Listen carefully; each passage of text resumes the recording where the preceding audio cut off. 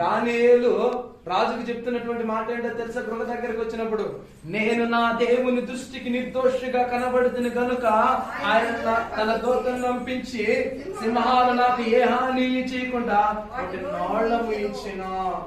నా దేవుని దృష్టికి నేను నిర్దోషిగా కనబడ్డాను కాబట్టి ఆయన తన దూతని పంపించి నన్ను కాపాడాడు.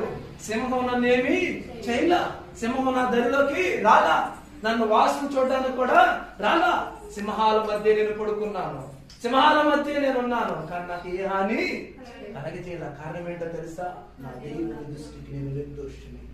నా దేవుని దృష్టిలో నేను నిర్దోషిగా ఉన్నప్పుడు ఈ ఇన్ని కుట్ర కుతంత్రములు చేసి రాజ్య సంస్థానాధిపతులు, సహస్రాధిపతులు, మంత్రులు, అక్కడ జనము అందరూ కూడా నా మీద కుట్ర చేసి, రాజా నన్ను చెరసాల ఆ యొక్క సింహాల బోనులు వేయించినా కూడా పరమనున్న నా దేవుని దృష్టికి నేను నిర్దోషిని కాబట్టి, పరమనున్న దేవుని దృష్టిలో నేను గుడ్డిగా యథార్థంలో ఉన్నాను కాబట్టి నాకు ఏ హాని కలగనీకుంటా స్వయాన్ని దించాడు. ఎవరిని దించాడు అంటే తన దూతల్ని దించాడు, తన దూతల్ని దించాడు.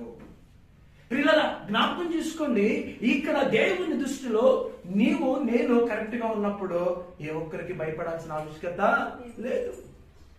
అది సింహాల బోనైనా బయటికి తీసుకురాగలుగుతాడు, ఇంకొక బోనైనా తీసుకురాగలుగుతాడు, ఇంకొకటైనా కూడా అయినా తీసుకురాగలుగుతాడు. పిల్లల ఇక్కడ మన మనస్సాక్షి దేవుడితో ఎలా ఉన్నదనేది ప్రాముఖ్యమైనది.